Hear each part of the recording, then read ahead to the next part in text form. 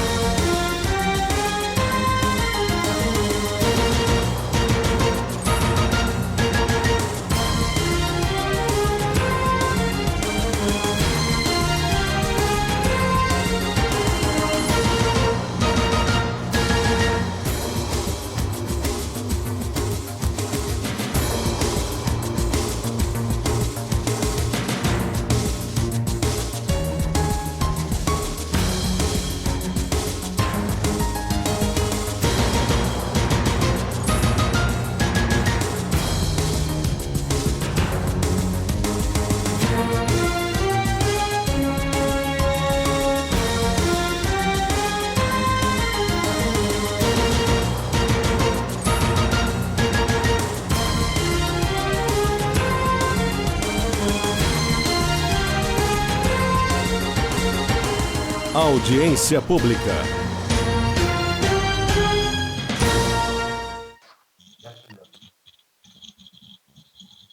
Olá, muito boa noite. A Prefeitura de Araçatuba vai promover nesta semana 2 audiências públicas.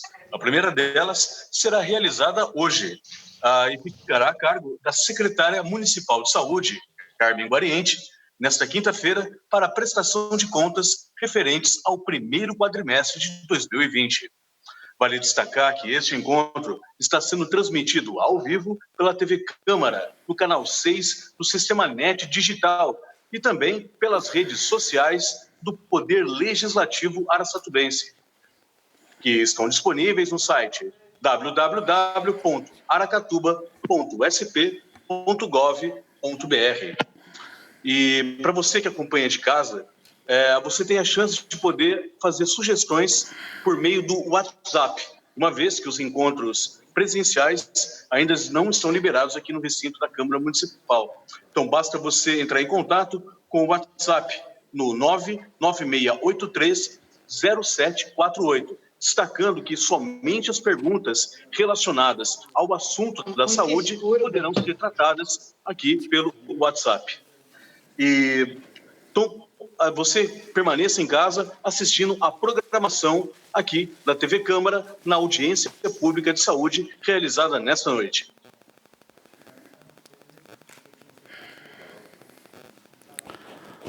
Boa noite a todos, boa noite, secretária Carmen, boa noite aos funcionários de saúde aqui, a equipe técnica da secretaria, boa noite a todos os profissionais da TV Câmara, boa noite aos vereadores, a vereadora Tiesa, aos vereadores online. Desta vez em modo remoto, em razão das restrições relativas à pandemia da Covid-19, estamos iniciando a segunda audiência pública de 2020, previsto no artigo 36 da Lei Complementar Federal, número 141, de 13 de janeiro de 2012, que assim dispõe. O gestor do SUS em cada ente da federação elaborará relatório detalhado referente ao quadrimestre anterior, ao qual conterá, no mínimo, as seguintes informações. Primeiro, montante e fonte dos recursos aplicados no período. Segundo, auditorias realizadas ou em fase de execução no período de suas recomendações e determinações. Terceiro, oferta e produção de serviços públicos na rede assistencial própria, contratada e conveniada, cortejando esses dados com os seus indicadores de saúde da população e seu âmbito de atuação. Em atendimento ao que dispõe a lei, hoje a secretária de Saúde, Carmen Silva Guariete, juntamente com a sua equipe técnica, que eu já desejei boa noite, fará uma exposição sobre o assunto relativo ao primeiro quadrimestre de 2020. Informamos a todos que, nos termos da resolução número 1722 de 2009, que dispõe sobre a realização de audiências públicas do Poder Legislativo, será seguida da seguinte ordem nesta audiência. A secretária fará a sua exposição até 30 minutos.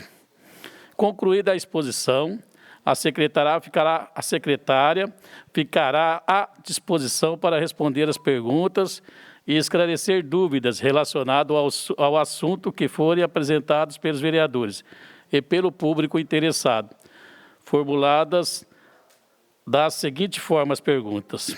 Os vereadores participarão, desta audiência pelo aplicativo de videoconferência, poderão solicitar as suas inscrições junto à presidência e fazer seus questionamentos de forma verbal, mediante ordem de inscrição. O público que tiver interesse em se manifestar deverá formular seus questionamentos exclusivamente pelo WhatsApp, tem a funcionária que está à disposição, pelo WhatsApp número 996-830748. A Fátima é que está cuidando desse WhatsApp. As perguntas serão repassadas para a secretária, que responderá no tempo de até 3 minutos. A presidência determinou a publicação e encaminhamento para as pessoas que compõem o cadastro da Câmara do comunicado, convidando a população para participar dessa audiência pública. Desta vez, pelo menos, pelo meio de comunicação da Câmara. Agora, com a palavra, a secretária Carmen Silva Guariete, que dispõe de 30 minutos para fazer a sua exposição. Boa noite aos que nos acompanham, especialmente a vereadora Tiesa, aos vereadores também que estão nos acompanhando, ao Batata aqui presente, a toda a nossa equipe que também está acompanhando aqui a nossa prestação de conta. Essa prestação de conta, nós já colocamos aqui a foto inicial, que é o que a gente tem para este momento, que é o coronavírus. O coronavírus, ele mudou radicalmente toda a nossa forma de trabalho, impactou nos fluxos, impactou nos nossos modos de fazer saúde, nos nossos modos de vida, e ainda continua impactando. Nós estamos vivenciando uma pandemia, uma epidemia, embora haja aí uma flexibilização da atividade econômica, mas nós estamos passando por uma epidemia, não podemos esquecer disso. Os números continuam aumentando, a quarentena ela é desejável para aqueles acima de 60 anos, que tem aí alguma doença que é considerada de risco. Todas as medidas continuam. O que está acontecendo é que algumas atividades econômicas, pouco a pouco, estão sendo reabertas, mas com restrições. Isso é muito importante, porque a gente ouve aí na rua as pessoas achando que já se passou esse período de pandemia. Ainda não. Todas as precauções continuam vigentes, então isso é muito importante. Então, nosso primeiro quadrimestre, como já foi dito, existem alguns dados que são, por obrigação de lei, necessários que demonstremos aqui. Então, vamos lá. As receitas. No primeiro quadrimestre de 2020, nós recebemos cerca de 19 milhões do Ministério da Saúde, 2 milhões da Secretaria de Estado e municipal, cerca aí de 32 milhões. Dos recursos próprios aplicados em saúde, é feito em cima de um cálculo que é das receitas de impostos e transferências constitucionais e legais vinculadas à saúde, que no primeiro quadrimestre somaram 153 milhões, dando um percentual de aplicação de 20,72%. Então, aplicamos aí acima do mínimo constitucional, que é 15%, cumprindo a lei.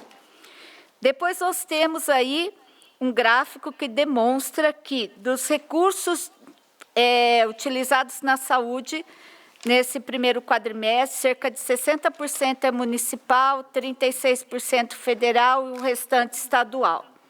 Também é importante a gente colocar o balancete das despesas orçamentárias. Dotação orçamentária desse ano em torno de 168 milhões. Até o momento empenhamos 190 milhões, 65%. Isso porque os contratos da saúde, a sua grande maioria são contínuos, né, contratos para um ano, e a gente empenha tudo isso no começo do ano.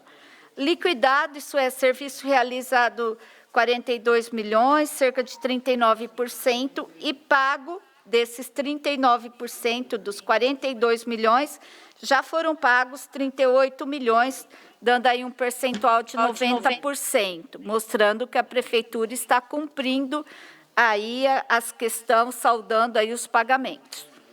No próximo, nós demonstramos também as contas de recurso federal. Elas ficam numa única conta, mas nós temos que demonstrar os usos dos seus componentes: atenção básica, DST/AIDS, vigilância sanitária, assistência especializada, assistência farmacêutica, gestão do SUS, e acrescentamos aqui o Covid, né, o recurso que recebemos do governo federal específico para a Covid nesse primeiro quadrimestre, que foi de 2.442.000. Então, no início do quadrimestre, tínhamos um saldo de 9 milhões, a receita foi de 19, as despesas de 14 milhões, e aí encerramos o quadrimestre com cerca de 14 milhões aí nas contas federais. Até o momento, não temos nenhuma auditoria em andamento. Em relação à ouvidoria, nós tivemos aí 309 elogios, reclamações 573, sugestões 67. O Aldo pediu para dar um recado que, assim, como nós tivemos uma redução nos atendimentos, principalmente de alguns serviços que normalmente recebem muito elogios, como pronto atendimento odontológico, então isso houve uma redução também nessas questões aqui da ouvidoria. Ações judiciais são ações que nós cumprimos, num total de 1 milhão no quadrimestre, que foram pagas em ações judiciais. Solicitações administrativas, nós atendemos por pedido e análise da Secretaria, oxigênio e fralda, continuamos atendendo, mesmo no tempo de Covid. Alguns atendemos sem fazer uma visita domiciliar específica, mas atendemos e depois, no tempo oportuno, faremos aí essas visitas e outras avaliações. Produção assistencial, as nossas unidades até o dia 23 de março, elas funcionaram de uma forma normal. A partir daí, nós tivemos várias modificações, que já vinham vindo. Essas modificações, desde o início, nós já estávamos trabalhando. Então, aqui nós temos, então, o mês de abril, que praticamente nós trabalhamos com o serviço de urgência na odontologia, com a redução dos atendimentos especializados, os atendimentos de rotina que puderam ser adiados. Então, isso aconteceu. Então, nós temos aí o número de atendimentos na atenção básica, na odontologia. Atualmente, em situação de Covid, nós estamos atendendo somente emergência, porque a área de odonto é a área de maior risco. Então, neste momento, onde se tem aerossol, usa-se aqueles motorzinhos, né, que faz aquele arzinho, isso tudo é contaminante. Então, o cuidado com a odontologia hoje, não só com o profissional, mas com o paciente, com o que vem depois, isso é extremamente rígido. Então, nós temos aí o atendimento da odontologia, o atendimento da produção do PSM, então, são produções que foram realizadas, e a produção do CEL, do Centro de Especialidade Odontológica. Queria ressaltar que o CEL, como é atendimento de rotina, ele foi, nesse momento, suspenso. Assim como o pronto atendimento odontológico, nós deixamos somente num horário. E fizemos esse atendimento nas UBSs para quê? Para evitar que as pessoas se desloquem mais pela cidade, tenham que usar transporte. É importante dizer que hoje nós temos os dentistas nos apoiando em várias ações. Então, hoje, os dentistas do CEL, eles foram capacitados para fazer os exames de teste rápido e estão indo nas casas para fazer essa coleta. Nós temos vários dentistas também na equipe de monitoramento, que ligam para aqueles que foram notificados com sintomas de gripe, que ficaram internados, para saber como estão, ligam diariamente, ligam a cada 2 dias, para poder fazer as orientações, verificar como estão os sintomas, tem alguma dúvida. Então, é um trabalho importante. Não quer dizer que porque eles não estão atendendo a área específica da odontologia, que eles não estão fazendo uma parte comum, que é da saúde, que é da prevenção, que é de orientação, promoção da saúde, de também fazer algumas atividades que são específicas deles. Nos ajudaram muito também na campanha de vacinação. Lembrar que também outros profissionais, como psicólogos, assistente social, terapeuta ocupacional, vários outros profissionais que estavam lá no CAICA também estão auxiliando no monitoramento. Então, nós tivemos uma força-tarefa deslocando as pessoas para outras atividades que são necessárias nesse momento. E um trabalho muito importante que o pessoal vem fazendo. Na produção da assistência farmacêutica, temos aqui número de medicamentos dispensados, receitas atendidas. E a assistência farmacêutica é muito importante, porque nós tivemos que nos reinventar também. Então, muitas alterações aconteceram, a medicação que era distribuída para 30 dias passou a ser para 60 dias. Logo no início, nós fizemos um movimento muito importante, foi que o medicamento psicotrópico, que antes só era distribuído nas unidades, na nossa farmácia central, para que as pessoas não tivessem que se movimentar, hoje temos em todas as unidades. Todas as unidades básicas de saúde têm condições hoje de dispensar medicamentos controlados, né, que são o que a gente chama psicotrópicos. Então, isso foi um avanço importante. A gente já tinha isso no nosso planejamento e adiantamos. Isso foi possível porque a gente já tinha contratado farmacêutico para todas as unidades. Então, nós estamos descentralizando para que fique mais próximo das pessoas. Também houve, né, uma orientação, uma normativa a nível de ministério para que os medicamentos controlados, a receita tivesse uma maior validade nesse período, evitando que as pessoas tenham que se deslocar.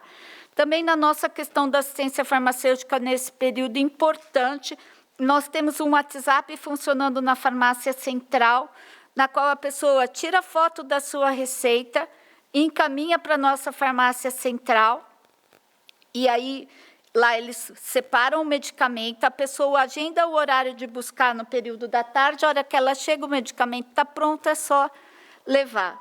Não precisa ficar aguardando. Então, são coisas que é importante, né? Porque não são só para agora, são questões que vieram para ficar. Então, muito importante aí toda a reorganização da nossa questão da assistência farmacêutica. Nas unidades básicas de saúde também, aqueles que são que a gente já sabe, a equipe já sabe que tem dificuldade, também faz a entrega em casa. Na questão das especialidades, nós tivemos aí, então, do Sereste, né, do nosso NGA, nós tivemos aí os atendimentos e que depois abriu aí, eles foram reduzidos. Foram feitos em alguns lá no NGA, nós fizemos atendimento por telefone, por retorno. Nesse período, nós colocamos quase todos os retornos em ordem, que estava demorando. Então, é um trabalho também que foi realizado. Lembrando que nosso NGA, nós temos aí a grande maior parte dos médicos quase com 70 anos, né? E de risco. Então, nós também tivemos que cuidar dos nossos profissionais. Com relação à urgência e emergência, nós temos aí o atendimento. Importante dizer que logo no início nós já fizemos um fluxo separado para o sintomático respiratório daquele que chega com outros problemas, para que não houvesse aí uma questão cruzada, facilitando a contaminação. E logo no início nós tivemos uma diminuição bem grande do atendimento, chega de 200, 230 atendimentos por dia, e agora, esses dias, deu uma aumentada, chegando aí a 400. Em relação à vigilância sanitária e centro de zoonose, a inspeção sanitária, nesse momento, ela foi, inclusive, direcionada para algumas ações. Todos os serviços de saúde, desde fevereiro, já receberam visita. Outros serviços importantes, como instituições, como asilo, centros de tratamento. A vigilância já fez um trabalho desde aí na orientação do uso do EPI, do fluxo, dos cuidados, e foi reforçando esse tempo também, todos esses meses, para que a gente tivesse aí uma proteção tanto dos profissionais, como também das pessoas que ali moram. Então, importante esse trabalho da vigilância, não só voltado a esses serviços, mas também voltada para a população em geral, em outros estabelecimentos de interesse, supermercado, restaurantes, outros estabelecimentos, para chamar a atenção e orientar as normas, evitando aí a transmissão. A zoonose nós tivemos um atendimento diferenciado, né? Desde o ano passado, a gente vem com uma questão de trabalhar numa mudança do processo. Nós trouxemos aqui um pessoal de Campinas, com uma experiência bem satisfatória, né, reconhecida aí no Brasil inteiro, que é sobre a questão de uma área ficar com toda a questão ligada ao animal e outra questão ligada mais à vigilância em si, de território, em outra área mais próximo da onde ela acontece. Então, ano passado, nós fizemos várias capacitações nesse sentido, para que fôssemos direcionando esse trabalho, já sabendo que teremos aí uma clínica PET pelo governo estadual. Então, isso é muito importante para as pessoas entenderem as ações, o que acontece numa, o que acontece na outra. Então, as ações do controle de zoonose estão aqui. Neste momento de Covid, ela está bastante reduzida. Por quê? Não dá para a gente colher sangue de animal, inquérito, porque tem que segurar o animal. Lembrando que o animal doméstico que fica perto das pessoas, se ela não usa máscara, a saliva vai e fica no pelo. Então, assim, expor os nossos profissionais a um risco desnecessário, não é só às vezes tem que segurar o animal. Então, neste momento, o que nós estamos fazendo em termos de CCZ é atender algum animal que vai até o CCZ, atender as reclamações de maus tratos de animais, né? E também nós fizemos algumas ações aqui, neste momento, né? Tem aí agora o que foi feito de cão, de gato. Nós fizemos uma ação de vacinação antirrábica na zona rural nesse primeiro quadrimestre, porque era uma área que não tinha sido vacinada ainda. Então, o CCZ, ele tem uma ação hoje voltada bem para a questão animal, aquele que entra em contato com o animal. Então, todas essas ações em contato direto com o animal, seja o cão, seja o gato, também os sinantrópicos, exceto escorpião, aranha, barata, caramujo, cupim, escorpião, rato e outros, carrapatos, pulgas, a questão também de animais, acontece às vezes, morreu um cavalo está lá com um problema, não morreu, mas ele está lá assim, em sofrimento em algum lugar, às vezes nosso veterinário precisa ir avaliar, isso não tem hora. Um macaco, aconteceu algum problema também faz parte aqui da zoonose. Então, nós estamos agora, isso é bem importante, porque agora nós pretendemos avançar na questão mesmo animal com o CCZ. Então, teremos aí, com isso, um grande avanço agora nesse trabalho. A vigilância epidemiológica, o número de nascidos vivos, no número de casos confirmados de dengue, 1.535, nós vamos falar isso e mostrar a curva de dengue, né, daqui a pouco.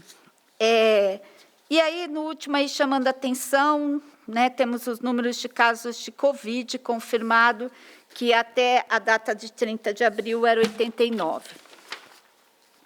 Prestadores de serviço, né?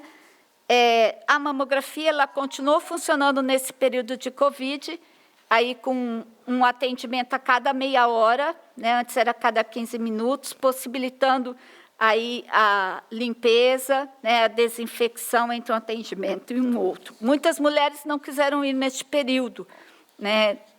E isso a gente até reconhece, que às vezes é aqui. A mamografia feita no Hospital da Mulher é uma de rotina, ela pode aguardar. Então, se a mulher às vezes não se sente segura, né, e dependendo também se ela é grupo de risco, isso pode ficar para mais tarde. Em relação aí ao nosso convênio com a Santa Casa, tudo funcionou normal, parto continua funcionando. Queríamos aqui dizer que cada vez mais a gente vê uma evolução nesse atendimento, em rumo ao parto humanizado, ao aleitamento materno. Então, bem importante aqui esse atendimento.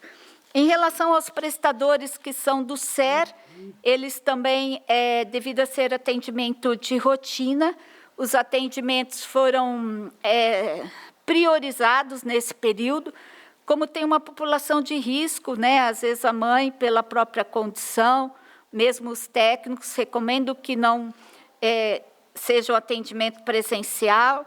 Alguns deles, o próprio profissional foi à casa, nós colocamos veículos a essa disposição, algumas orientações por telefone, né? Então, esse como funcionou o SER.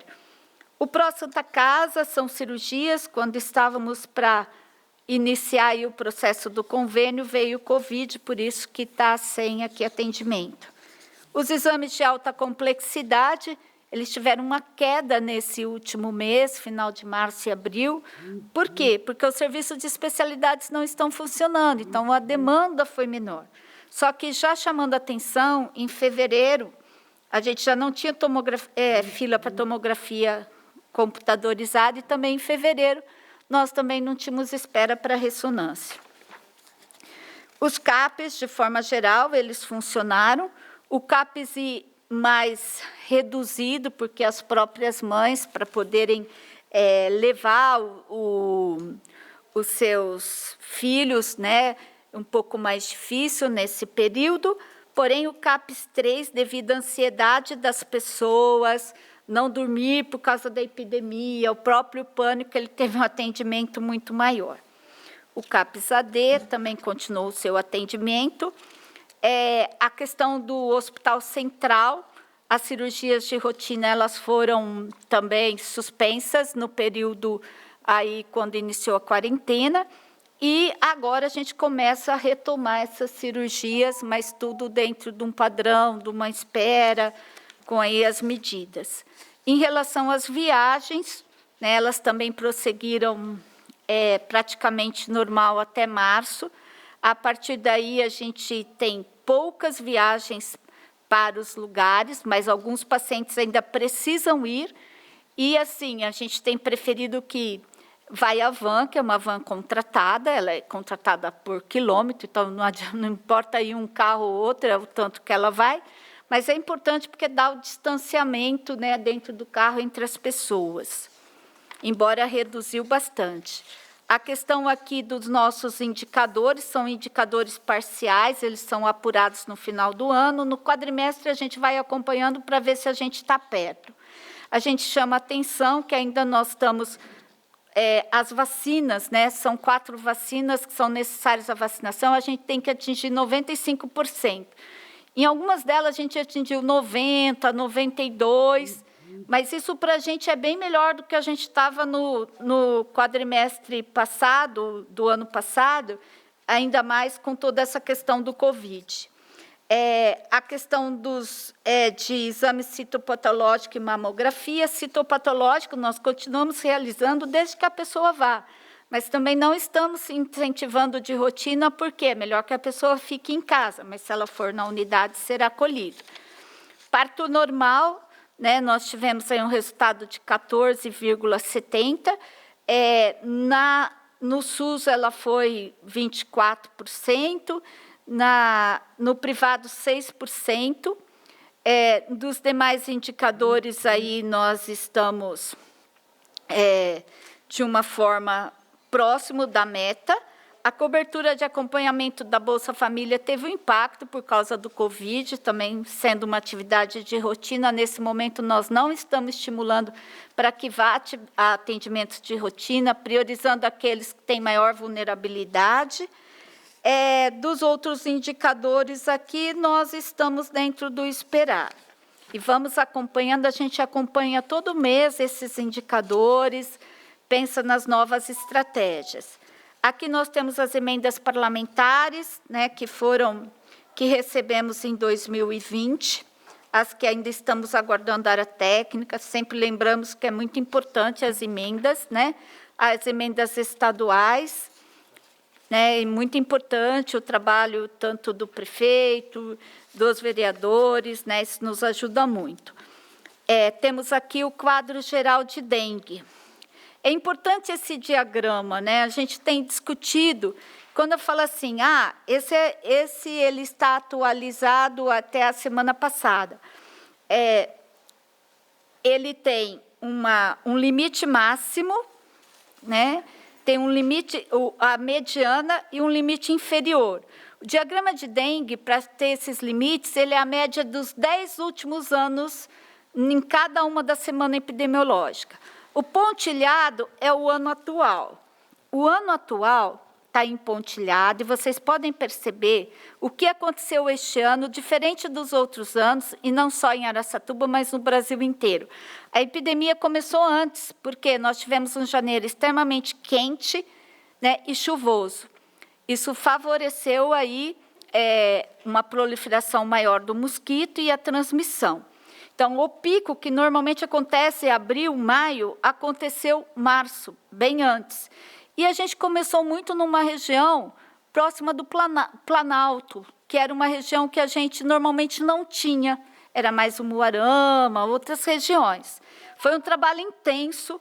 Final de fevereiro, março, começo de março, que é o pico, fizemos ali uma nebulização costal, fizemos várias intensificações de eliminação de criadores. Foi um trabalho intenso com aquela equipe da saúde da família, com o pessoal daquela área, assim, foi seguindo vários meses ali, foi um trabalho bem intenso. Aí deu uma queda, depois houve um novo aumento no pontilhado. Aí, na semana 14, foi quando nós mudamos a estratégia, porque não era possível ter uma epidemia de dengue junto com uma epidemia de Covid, porque são virais, ambas vão disputar a internação, leitos de UTI, e com quadros semelhantes iniciais.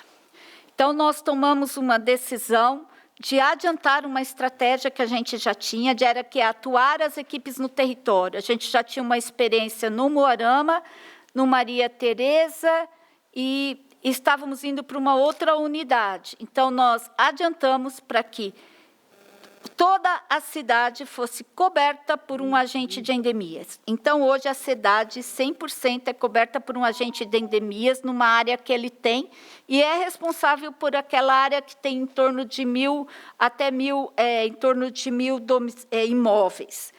Isso para nós é importante, a gente não tinha essa cobertura antes e possibilitou que o agente comunitário de saúde se voltasse a seguir os crônicos, porque neste momento a gente tem que acompanhar o sintomático respiratório, mas tem que acompanhar os vulneráveis crônicos com outras patologias para que eles se mantenham aí de uma certa forma bem, com a sua medicação, com seus exames, para que eles não venham a adoecer, né? Então, assim, foi um movimento muito importante e, junto com a SUSEM que nos apoiou, identificando áreas prioritárias, tivemos, nesse momento, várias situações, mudança no tipo de veneno, isso no Brasil inteiro, tendo que treinar a equipe novamente, tendo que mudar as máquinas. Queria deixar aqui o nosso apoio grande à Rose, que é a diretora da SUSEM Regional, a Tânia, que é a nossa apoiadora, né, que em todo momento esteve conosco nessa reorganização. Isso foi tão importante que hoje nós estamos, assim, com um limite bem inferior ao que a gente estava. Nós tivemos uma queda abrupta no número de casos. Então, isso para a gente, assim, é muito importante, é sinal que a nossa estratégia deu certo. E nós temos 2 outras estratégias importantes na dengue. Embora a gente tenha falado Covid, mas acho que a gente trabalhou quase igual dengue ou trabalhou da mesma forma, né? Porque nós implantamos nesse momento o NS1, que é o teste rápido que faz nos primeiros dias, no pronto-socorro que não tinha. Pronto-socorro é a unidade que mais notifica. Então, hoje, se alguma pessoa vai lá, está no primeiro, segundo, terceiro dia de sintomas, e tem sintomas prováveis de dengue, ele já faz o exame na hora. E também já está implantado em todas as nossas unidades básicas de saúde o outro teste rápido, que vê os anticorpos, que ele é feito a partir do 7º dia. Então, isso é muito importante, porque quando vocês podem olhar aí, tem lá 454 aguardando exame. Isso para a gente é muito ruim, porque as pessoas têm que voltar para colher o exame na unidade, elas não voltam. A gente vai atrás, liga, vai na casa e a pessoa fala, não vou colher, ou às vezes nem nos atendem, né? E é importante a gente saber rapidamente quem é positivo, quem é negativo, porque isso direciona a nossa ação. Então, esse é um avanço, é muito importante, é um investimento, ele possibilita uma ação rápida e mais assertiva da vigilância, né? Então, quando as pessoas forem, agora podem fazer o teste na unidade. Isso é muito importante. Colocamos também aí o cronograma de nebulização, que foi feito e está sendo feito. Hoje deve ter sido feito agora, né? Está sendo feito, porque aí na região do Jardim Sumaré, Vila Santo Antônio, Novo Marama, Parque Baguaçu. Então, fizemos aqui com o veículo, mas também fizemos com a máquina costal em vários locais que também foram priorizados com a nossa equipe, junto com a SUSEM. Tivemos aí no meio ainda de tudo isso, o pessoal me mandava, né, Tiesa, está acompanhando aí um monte de, não só a Tiesa, mas outras pessoas, porque eu moro aqui nesse Jardim Sumaré, de um monte de mosquito, toda hora, olha os mosquitos, olha aqui quanto vai. Eu falei, meu Deus, mas não é dengue, porque vem à noite. À noite não é dengue, né? A atividade da fêmea é de dia. E aí vamos tentar descobrir o que é isso, a SUSEM nos ajudou, é mosca comum, mosca culex, e aí é uma situação que nós descobrimos, porque incomoda as pessoas, vem para a saúde, e aí nessa questão nós descobrimos, ali tem uma antiga pedreira, isso está na operação do meio ambiente, da SAMAR e da SOSP, numa atuação ali que não é da saúde que vai resolver, mas nós que resolvemos, que tivemos o problema e levamos, tivemos reunião lá no gabinete do prefeito e essas ações já estão caminhando. Secretária, deu tempo, mas pode concluir. Pode terminar com o Covid pode concluir. Que agora vem um tema importante, né? Vamos... É assim, embora ele não tenha sido... A gente colocou a situação atual do Covid dentro do relatório, porque assim, aqui a gente faz um relatório bem sucinto, né? Mas a gente encaminha um desse tamanho, assim, para a Câmara. E lá no final nós temos toda a prestação de conta Covid desse período. Isso é bem interessante. Inclusive, o nosso plano de contingência do Covid está aqui, viu, Batata? Assim, com as ações que nós planejamos, quais são as nossas prioridades. Isso é importante vocês saberem, né? Que nós temos um planejamento nisso. Então, vamos lá. Covid, né? Aqui nós temos o primeiro gráfico. O gráfico são casos confirmados e óbitos por Covid de residentes de Araçatuba. Quando a nossa vigilância elabora um boletim e põe dados, são de residentes em Araçatuba. Isso é bem importante, porque às vezes a pessoa fala, o boletim da Unimed, da Santa Casa é diferente, porque são hospitais regionais. Eles atendem pessoas da região. Então, eles colocam quem está internado lá, independente de qual cidade seja. Então, eles normalmente têm um número maior que o nosso. E o nosso traz os dados dos moradores de Araçatuba. Então, aqui são residentes em Araçatuba. A gente vê que o primeiro caso aqui teve o início de sintomas, tá? Porque é por data de início de sintomas no dia 13 de março, ele foi notificado no dia 16, e aí nós começamos a ter aí os casos positivos, né? Vocês veem que é uma curva, que ela vai aumentando, mas, porém, não é uma coisa assim, né? tão assim abrupta, né? A gente vê que ela está indo escalonada, mas está aumentando porque são casos acumulados. É o do outro dia, somado a desse, somado ao outro, somado ao outro. Então, essa é a nossa curva, né? E os óbitos, nós estamos hoje com 5 óbitos, né? Saiu no nosso boletim hoje o 5º óbito. Os óbitos são de pessoas com mais idade, acima de 70 anos, então, isso é muito importante, porque é um grupo na qual o risco, né, a doença é mais grave nessas pessoas. Então, por isso, gente, a quarentena continue, fique em casa, não receba visitas, ou o mínimo possível, tome todos os cuidados, porque o risco é maior nessa faixa etária. Os casos confirmados de óbitos, segundo a data de semana, por semana epidemiológica, né? Então, a gente vai vendo aí que a semana 18 é uma semana que a gente teve aí um número maior de casos e teve 2 óbitos. O outro gráfico é importante, a gente segue esse gráfico, que são os números de internados, mas de residentes em Araçatuba. Então, o azulzinho ali, né, são os internados na enfermaria, na clínica, no quarto, não precisou ir para a UTI, não está usando o respirador, mas está lá. É o que a gente chama, quando interna, porque está grave, a gente fala síndrome respiratória aguda grave, chama SRAG. E é difícil falar esse nome, né, SRAG, a Priscila que fala bem, né? Então, a gente vê que no começo eram poucos internados em enfermaria, porém, isso aumentou, né? E, assim, tem se mantido num número mais alto agora. As colunas são pacientes que ficaram em respirador, né? Então, é assim, ó, é paciente somado. Aqui é 1, aqui 2, porque é um que estava aqui e entrou mais um. Se ele teve alta, é quanto eu tenho nesse momento ocupando o respirador. Vocês podem verificar aqui que o máximo aqui que a gente teve foi de 3, mas hoje nós chegamos a 6. Teve dia que nós chegamos a 6 pacientes utilizando respiradores, sejam na Unimed, seja na Santa Casa, que é uma somatória dos 2, tá? Quem está usando e residentes em Araçatuba, né? Então, pode ser na Santa Casa, pode ser na Unimed. A gente tem separado quanto está em cada um e a gente segue isso todo dia. Uma outra coisa, né, vereador, que o pessoal sempre pergunta, quantos leitos tem, quantos respiradores tem, que uma polêmica grande, foi discussão né? nessa casa, secretária.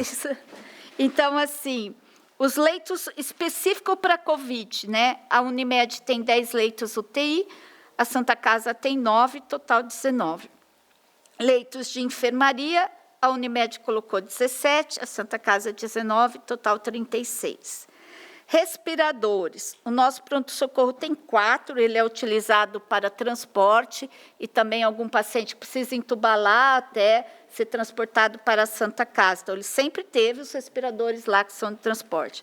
No nosso hospital municipal tem um, que já está lá, né? Estamos organizando o nosso hospital como um hospital de suporte e retaguarda.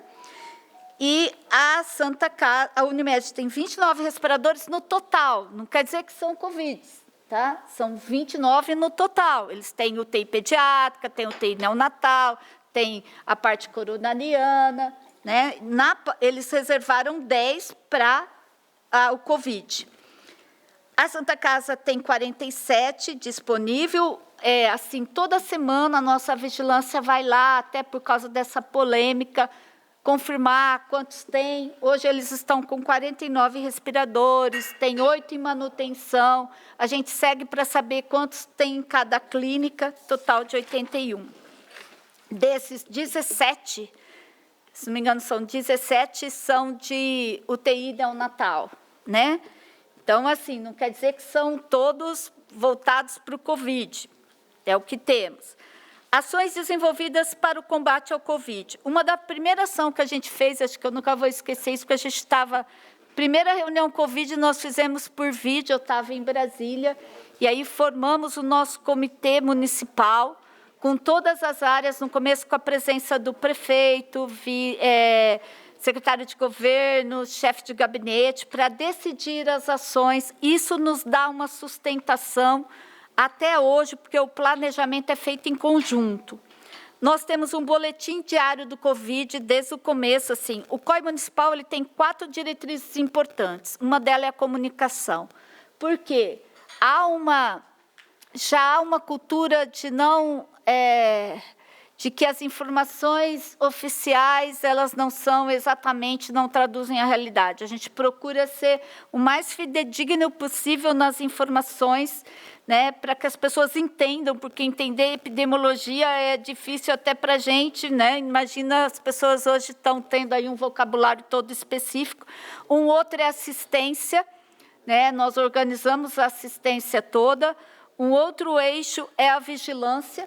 E um outro eixo é a gestão, porque toda a questão de compra, de mobilizar recurso, hoje isso, a compra, o pessoal que faz compra, às vezes tem que cotar dia, noite, feriado, ter a certeza de que vai ser entregue, que o preço está adequado, que aquele produto realmente a gente precisa naquele momento, a gente não consegue comprar para ter estoque, então as compras são sempre, porque é o que a pessoa tem para entregar. Uma coisa importantíssima é fazer o monitoramento dos casos notificados com síndrome gripal e suspeitos confirmados de Covid. A gente tem cerca de 1.400 pessoas notificadas. Nós seguimos por telefone, ligamos diariamente ou a cada 2 dias. 60% às vezes atende o telefone, tem gente que não atende, né? A gente fez até um folhetinho, né, com todas as orientações, falando que a gente vai ligar, quais são as orientações. Então, isso é muito importante. Fique em casa, né, como se cuidar, e para seguir não só a pessoa, mas também seus contatos. Então, é um trabalho importante feito por essa equipe, né, desses profissionais, tem estagiário, tem um monte de gente fazendo esse trabalho importante de lembrar cada uma dessas pessoas do cuidado que ela tem que ter. Isso é importante, gente, porque tem gente que não acredita, mas nós temos 2 famílias que as famílias inteiras foram infectadas e 2 estão bem graves. Então, assim, gente, acredite, está acontecendo aqui em Araçatuba. Esses cuidados são importantes. Sigam os cuidados, né? Porque depois que já foi, a gente vê na televisão, gente, eu perdi meu parente, sigam, use máscara, preste atenção, mas aí já foi. Outra coisa importante foi o Alô Saúde, o 0800, para as pessoas, e ainda é utilizado, diminuiu bastante, mas ainda as pessoas utilizam agora para dúvidas. Logo no começo, o Adolfo Lutz demorou para emitir resultado de exame, porque houve uma sobrecarga, nós fizemos uma aquisição de exames PCR. Nós colocamos uma tender na frente do pronto-socorro, justamente para poder fazer um fluxo diferenciado. Elaboramos o plano de contingência municipal, aquisição de EPI. Nosso recurso, a prioridade é adquirir EPI para os profissionais. Então, assim, isso todos já sabem, né? É um trabalho insano, né? Conseguir comprar, conseguir a entrega e ter os EPIs, e isso a gente faz o tempo inteiro, e essa é a prioridade. A vacinação contra a influenza, nós tivemos que reinventar o jeito, e o drive-thru deu muito certo, né? Tanto que, pela primeira vez, atingimos mais de 100% na cobertura dos idosos, mais de 100% nos trabalhadores de saúde, porém, as crianças e as gestantes, uma dificuldade imensa. Estamos aí com 30 e pouco por cento. Reorganização do atendimento odontológico, urgência e emergência. Organizamos os pacientes no fluxo sintomático, atendimento eletivo, eu já falei. Uma coisa muito importante. Além do EPI para os profissionais, nós também criamos um apoio psicológico nosso, logo ao início, aos profissionais de saúde, através de um telefone, através também de visitas às unidades das equipes, para poder fazer grupos e discutir essa situação. Porque foi muito difícil, gente, logo no início, né? As pessoas que tinham gente com grupo de risco em casa, sair da sua casa, como cuidar. Preparo do Hospital Municipal para receber pacientes de Covid. É um hospital de retaguarda para pacientes de baixa complexidade, para que os de alta complexidade fiquem na Santa Casa, e ele só vai iniciar o seu funcionamento quando as enfermarias da Santa Casa atingirem o seu limite, caso contrário, não entrarão.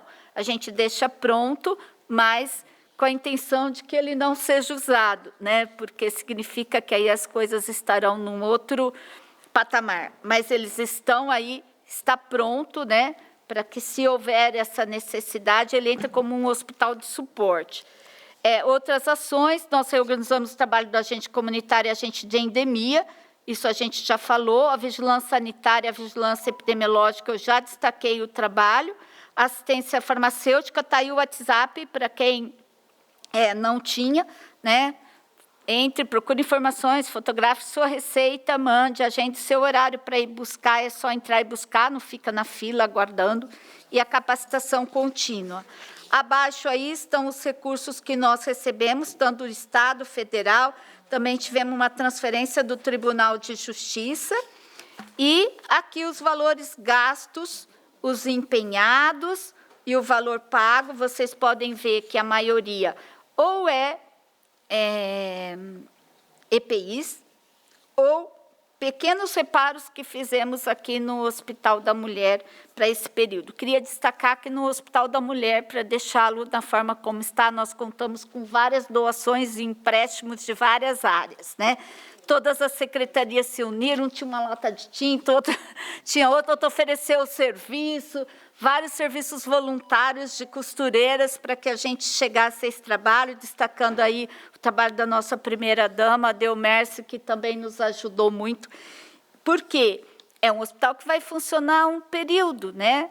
Ele está lá como hospital clínico, é para pacientes de baixa complexidade, né? Não tem uma montagem de um hospital com maior complexidade, com centro cirúrgico, nada. Então, nós montamos nessa situação e montamos com o que tínhamos, com alguns reparos que já precisavam fazer e nos organizamos bem.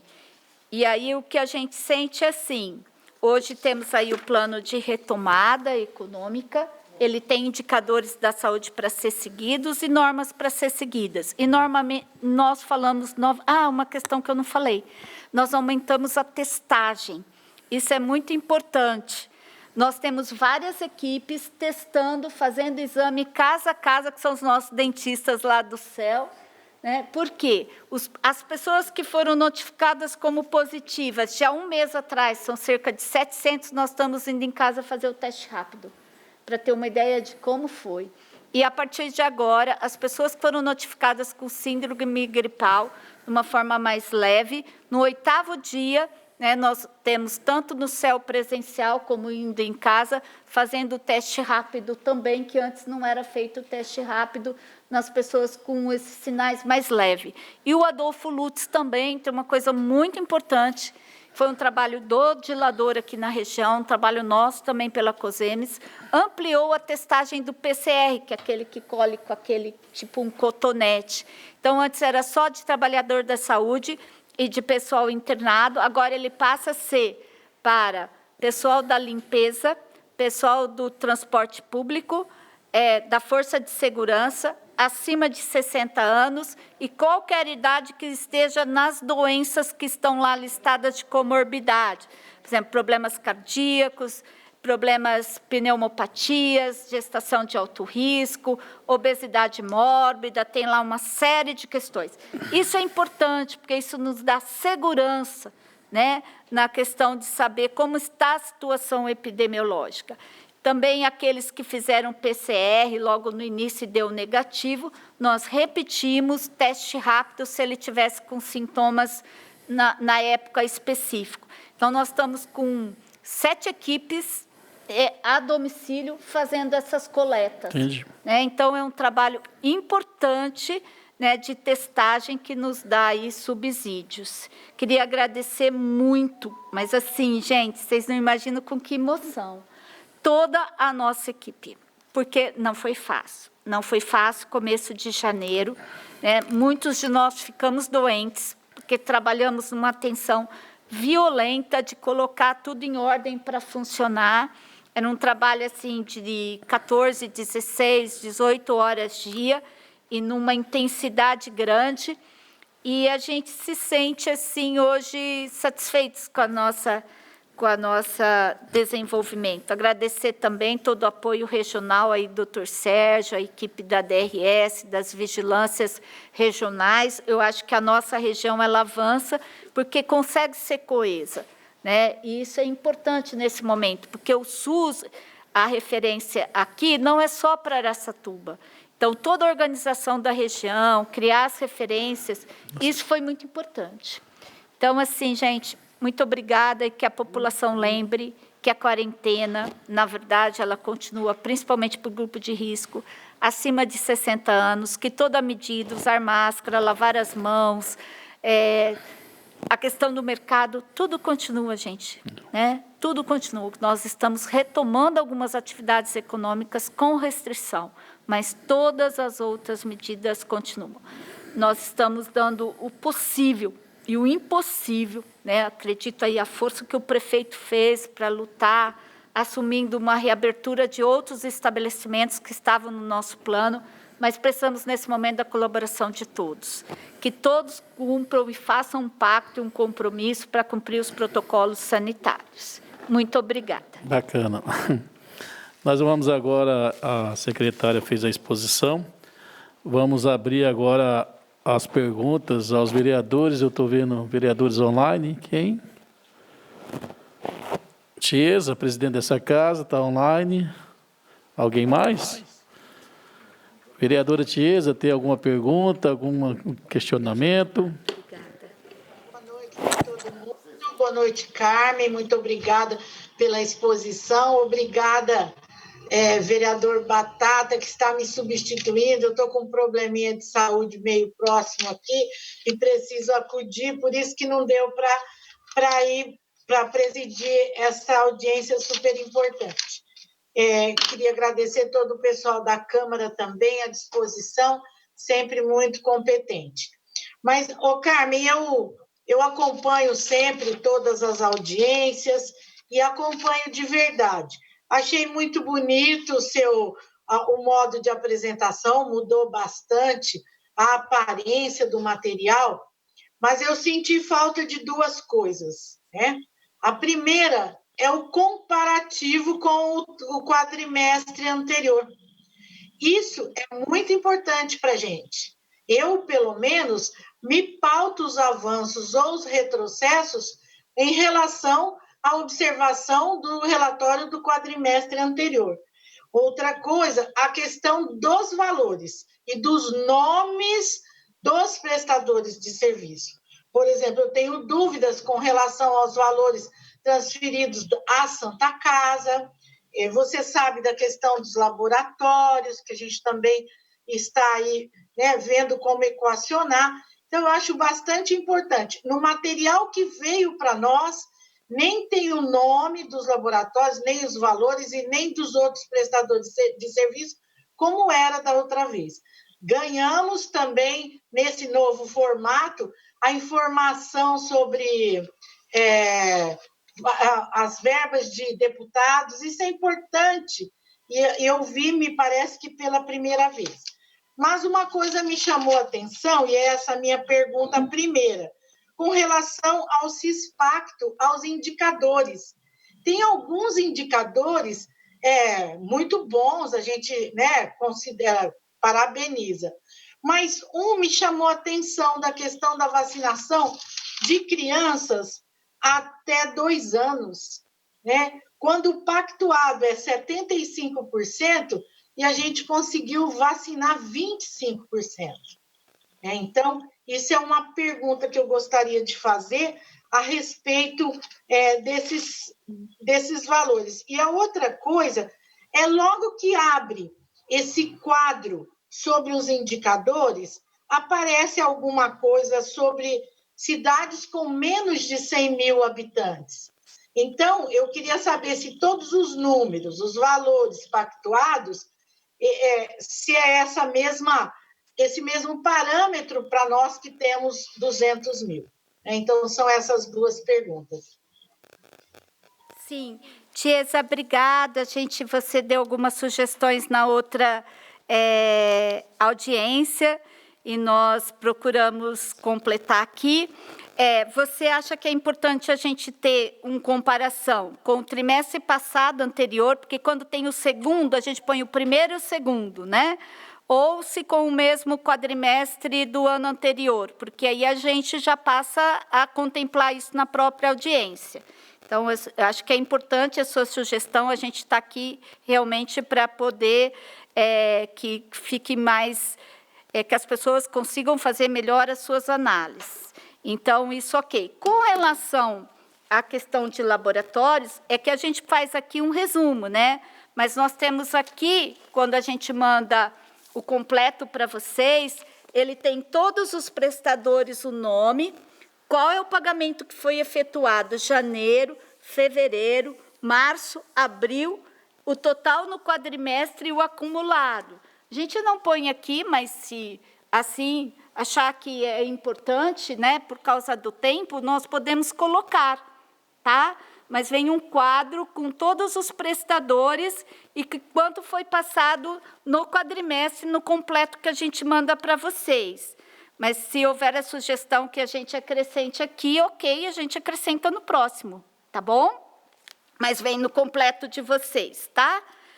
Agora, o Cispacto, realmente, vamos lá. Então, porque até para a gente, às vezes, é difícil entender algumas coisas do Cispacto, e ele ficou de mudar. Aqui, no primeiro que você disse, para municípios e região com menos de 100 mil habitantes, é que para região com menos de 100 mil habitantes, não dá para fazer, é ruim de fazer o coeficiente, né? Então, ele é feito por número, tá?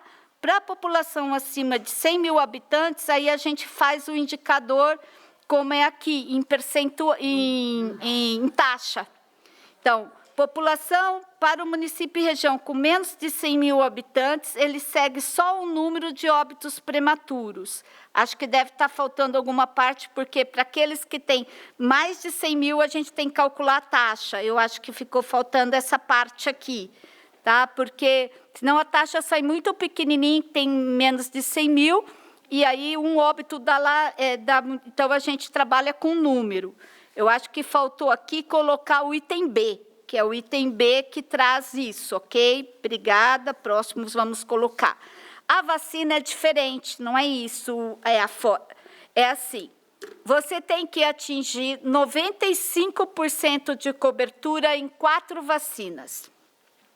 Quando a gente colocou 75%, significou que a gente colocou como meta atingir o 95% em 3. Deu tempo, 3 minutos, mas pode concluir. Tá? Atingir em 3. Então, nós colocamos 75% significa que em 3 vacinas nós atingiremos 95%. Nós atingimos 25%, somente em uma vacina, em um tipo, nós atingimos 95%. Nas outras 3, nós ficamos próximos, ficamos com 90%, 92%, 94%. Acho que no próximo a gente pode colocar aqui quanto que a gente atingiu em cada um o percentual, porque aí, senão dá essa impressão mesmo que você falou, ok? Próxima pergunta do público. Tem. A Tiesa pode fazer a réplica, então a réplica é para... Não tem réplica, é porque está online, né? Então a pergunta agora é do público. Ok, boa noite. Né? Boa noite, secretária. Vieram várias perguntas. Eu vou começar com a pergunta da Adriana. Boa noite. Quero saber por que as consultas agendadas no posto de saúde estão sendo canceladas com a justificativa que a Secretaria de Saúde mandou atender somente Covid-19. O que fazer se dependo de medicação de uso contínuo e necessito de exames, se nem no acolhimento me passaram? Eu acho que é interessante, Fátima. Posso responder da Adriana primeiro? Isso. Eu acho que é importante, assim, se você puder passar o contato da Adriana para a gente fazer o contato com ela, estabelecer o que aconteceu, porque essa não é orientação. Sim. Né? Inclusive, as medicações agendadas, elas estão com um período grande de as medicações contínuas de receita. As pessoas que têm isso, têm conversado já com o pessoal lá da orientação, às vezes é só troca de receita, não precisa nem passar no médico, se é alguém conhecido, que já tem lá o vínculo, que já é acompanhado, já sabe a situação. O que nós colocamos foi o seguinte: nós não vamos estimular alguém que está bem ir a uma consulta, mas aqueles que forem serão atendidos. Essa é a nossa orientação. Então, a gente precisa saber que momento foi esse, o que aconteceu, para que essas questões sejam aí resolvidas. Então, eu vou passar o telefone depois? Sim, pode passar aqui para a Cristiane, que aí ela já depois entra em contato. A Letícia. Boa noite. Como usuária do Sistema Único de Saúde, gostaria de saber o propósito da mudança das coletas de exame que eram realizadas nos laboratórios de nossa preferência, com guias do SUS, e agora são feitas na UBS. Com relação a essa pergunta, são várias nesse mesmo sentido, né? Então, várias pessoas perguntaram sobre isso, e a questão de demora no resultado. Também algumas pessoas reclamaram sobre a dificuldade na coleta dos exames e dizendo falta de capacitação das pessoas, esses questionamentos. Então, são vários nesse sentido, né? A senhora não tem que responder várias vezes a mesma coisa, então fiz uma síntese aqui. Sim. Essa questão dos exames, desde o nosso início de gestão, já fazia parte do governo, do plano de governo, que os exames fossem coletados nas unidades. Nós avaliamos por que as pessoas não iam colher o exame. Porque o que acontecia? A gente tem um número de guias. Era encaminhado o número de guias para as unidades falavam, acabaram as guias, só que nos laboratórios, somados todos, a gente não tinha essas coletas. E as pessoas, a maioria não ia porque não tinha dinheiro para transporte. E muitas vezes que nós avaliamos, às vezes a pessoa saía da casa dela, pega um mototáxi de ida, um mototáxi de volta, são duas pessoas, pegam um ônibus, ida e volta. Sai muito mais caro isso do que o próprio exame que ela foi fazer. E depois tem ainda questões outras, né, que de resultado. Então, assim, isso, desde o início, nós colocamos como prioridade, inclusive para gestantes, quando nós estivemos aí avaliando a mortalidade infantil, muitas gestantes não iam colher porque não tinham dinheiro para o transporte. Continua ou não? Continua.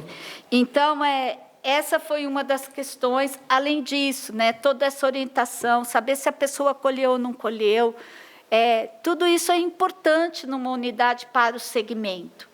Né? Muitas pessoas não iam colher depois de 1 mês, 2 meses, e aí outro não tinha cota para entregar, sendo que as pessoas ficavam com a guia em casa.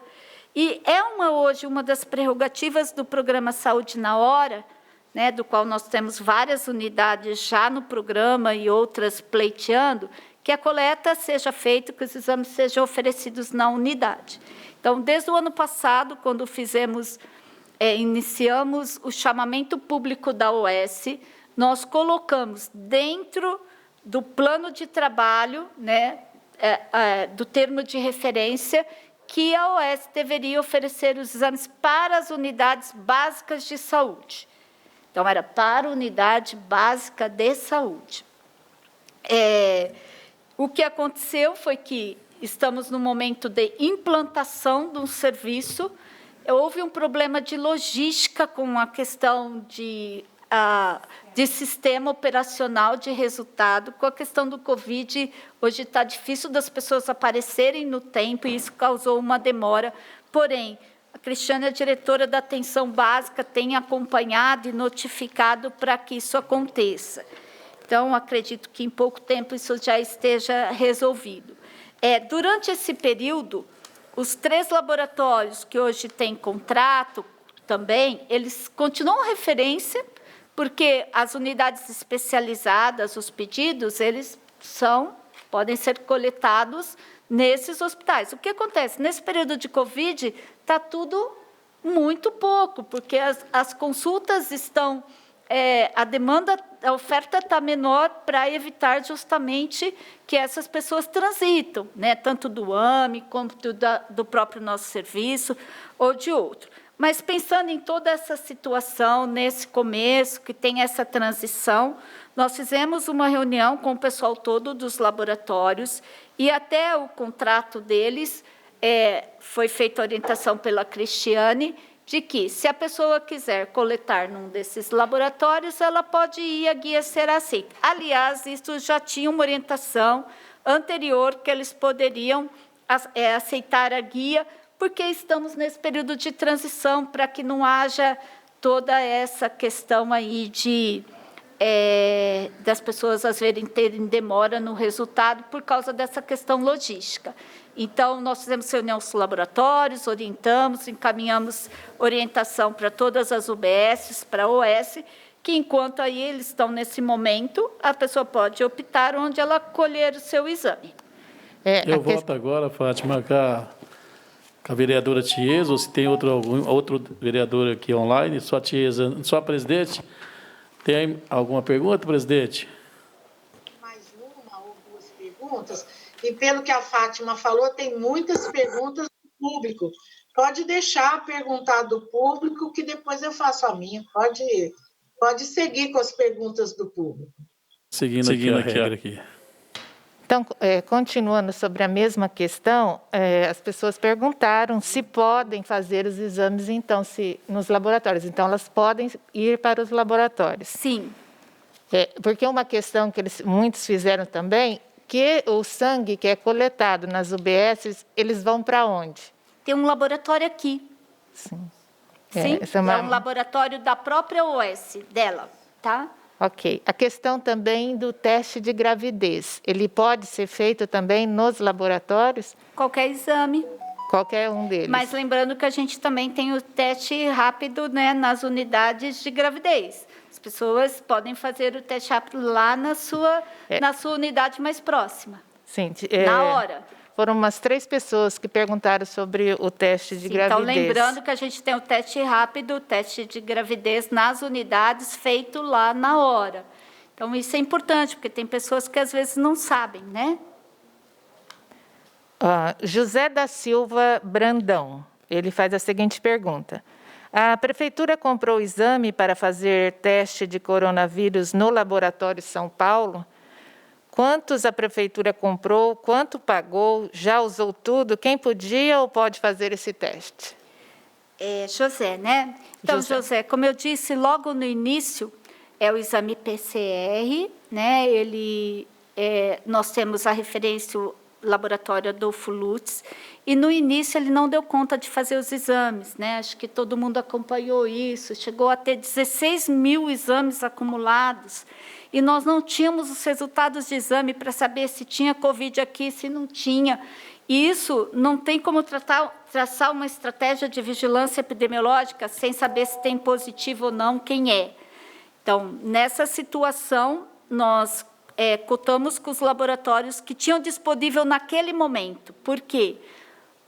Exames mais que requerem uma tecnologia maior, os laboratórios do interior, eles têm um laboratório de referência, né? E laboratório de referência em outros locais, isso não só para a Covid, para vários outros exames, e a gente precisava naquele momento, não alguém que fosse demorar.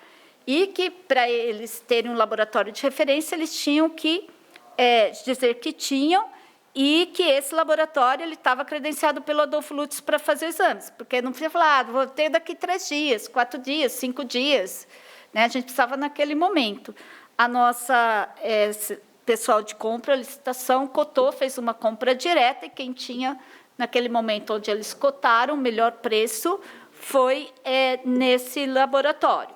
Né? E nós compramos 380 exames. Até o momento, nós usamos 170 exames, né?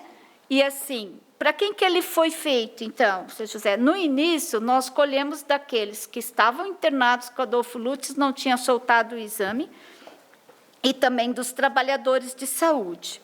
Porque trabalhador de saúde sem resultado, que era o que a norma falava, mas a gente não tinha resultado. Um trabalhador de saúde sem resultado, isso é um problema. Primeiro, porque se for negativo, ele volta a trabalhar, ele faz falta num hospital, né? E se for positivo, realmente tem todas as medidas a serem tomadas, principalmente pelo ambiente que ele trabalha. Assim que o Adolfo Lutz voltou ao seu normal, tudo que o Adolfo Lutz faz, a gente encaminha para o Adolfo Lutz e direcionou para esse laboratório no PCR aqueles casos que não são contemplados pelo Adolfo Lutz. Né? Então, por exemplo, uma pessoa com mais de 60 anos, que estava com uma comorbidade, com uma situação complicada, não estava internada, mas estava em casa. Né? Então, nós temos uma infectologista que nos apoia, junto com a Priscila, Vigilância Epidemiológica, analisava, discutia a situação com o médico para poder fazer a coleta. E isso a gente é muito crítico nisso, porque não adianta também aumentar de exame laboratório. Então, é isso. Só que agora o Adolfo Lutz já mudou a sua regra a partir dessa semana. Ele, até a pedido nosso, que eu falei do legislador, em todas as reuniões com o governador, vice-governador, nós colocamos a importância, porque o Adolfo Lutz ficou com 16 mil exames represados, agora estava fazendo, conseguia só chegar a 1.000 exames por dia, ele tinha capacidade de fazer mais exames. Né? Então, isso foi um posicionamento muito importante nosso, agora ele abriu para todos esses que eu já disse, força de segurança, limpeza pública, transporte coletivo, pessoa acima de 60 anos, todas essas comorbidades. E, assim, nós poderemos usar PCR porque a gente paga aquele que a gente usar, certo? Para aqueles que não estejam contemplados nesse grupo e seja priorizado aqui pela nossa equipe de vigilância. Então, nós passamos a usar bem menos a partir do que o Adolfo Lutz começou a oferecer mais exames. Bom, enquanto a senhora respondia, vieram outras perguntas sobre a questão anterior. Perguntaram qual o laboratório que faz o exame do sangue coletado na UBS. O laboratório da UES Mahatma Gandhi, ela tem um laboratório. Sim, que a pessoa acho que não ficou Sim. claro para ela.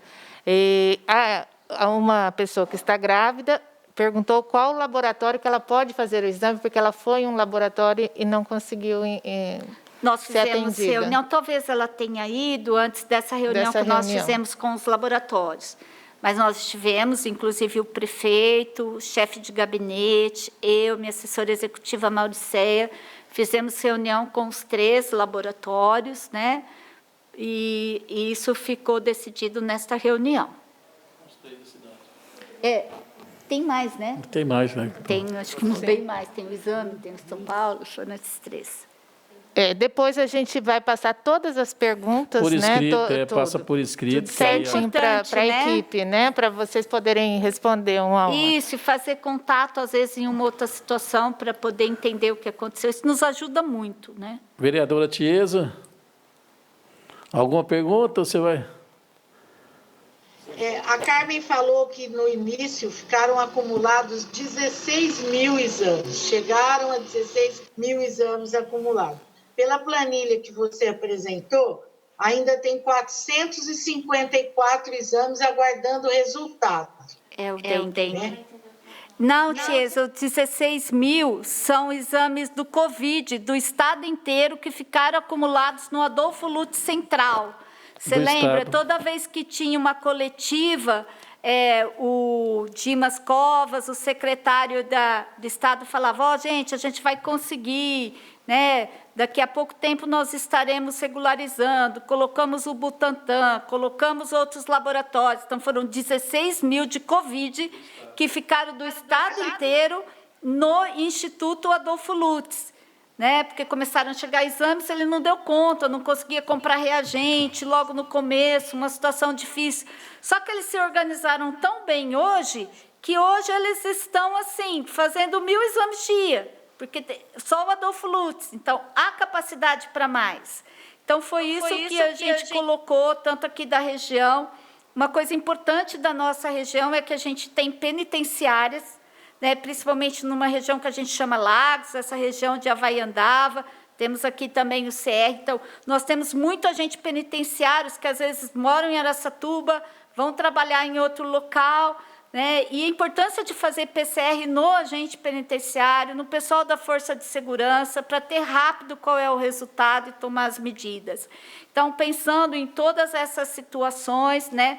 Mas essas situações mais críticas, que esse exame do PCR, nessa situação que a Adolfo Lutz está, que outros laboratórios também entraram para fazer, que o Estado abrisse para essas outras questões. Então, isso é muito importante. O pessoal da limpeza pública, né, está sempre na rua, né? Então, assim, pessoas mais expostas. Então, isso é bem importante. Eu não fiz a minha pergunta.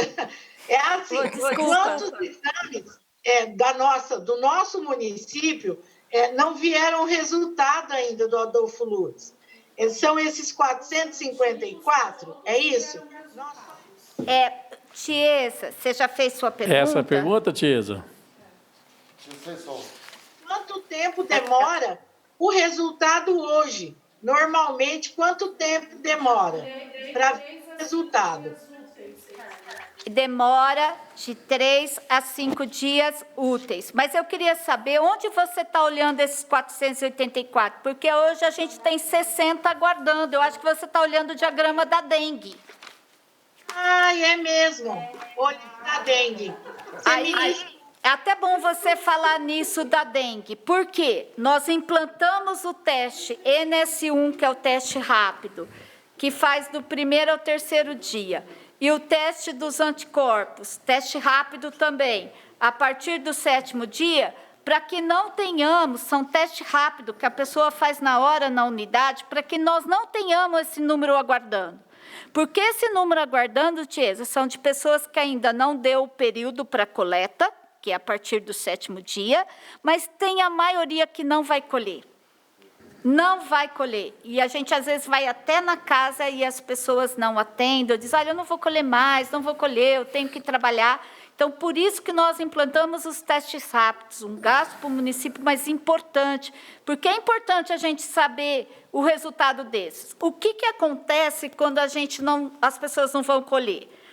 Deu um mês, não foi colher, a Priscila, que é a chefe da Vigilância Epidemiológica, agora nós temos a nossa nova unidade, a unidade UVZ, de Vigilância de Zoonose, né, que elas olham e fazem uma avaliação epidemiológica de quais foram os sinais e sintomas da pessoa, se era compatível, se onde ela mora, onde ela trabalha, tinha casos, né, para poder fechar com um critério que a gente chama clínico-epidemiológico, isso é, pelos sintomas e pela região onde ela mora, se tem caso, onde trabalha, onde estuda, se faz o vínculo e se fecha como positivo.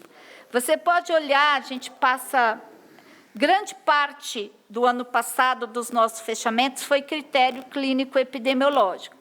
Então, assim, com isso a gente espera diminuir esses critérios e ter o resultado laboratorial, porque nós teremos aí uma grande facilidade. Inclusive, nós temos unidades que funcionam até 10 horas da noite e que as pessoas podem ir também nessas unidades para poder fazer o exame. É importante porque a gente tem uma situação epidemiológica correta. Então, eu volto com a Fátima agora. Agora é a pergunta do... Falando, voltei com a Fátima, Tiesa, porque não tem réplica.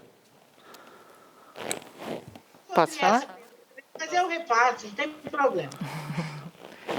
Você está sem som.